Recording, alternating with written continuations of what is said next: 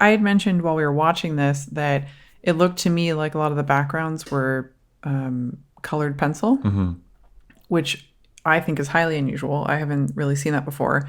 And I loved how it looked. Yeah, it was really unique and really cool looking. Yeah, and it reminded me of the kind of illustrations that you have in old children's books, like Yeah. very old children's books. And I think that is supposed to evoke that kind of feeling of a child's story, of folklore, of legend.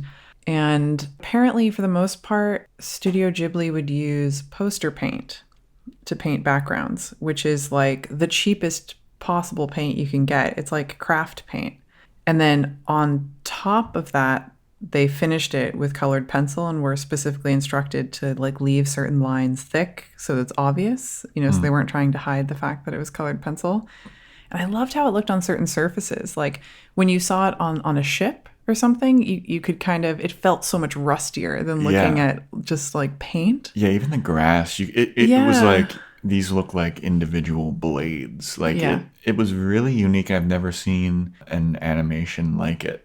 It was really cool. Yeah. And like the animation in this is just fucking bananas awesome. It's so good. It's so good. And it's, the whole thing is an absolute delight. Yeah. I mean, John Lasseter, he's like a huge high up guy at Disney. He said that this movie was like, he'd never seen water animated so beautifully before. Yeah. And it's just like, and it's not trying to be photorealistic with water. It is cartoony. It is, yeah. But it's and it reminds awesome. me, that like there are certain parts where you can definitely see the like very solid lines through the water. It's like, I'm not trying to make this look like actual water. This is very stylized. But there were some times where you could kind of see that kind of sea foam on the top of a wave, like a cresting wave or something. And instead of being kind of cloud-like and kind of billowy, it was almost jagged. And it reminded me of very old Japanese paintings when you see water like a wave. Yeah, it looked really similar to that.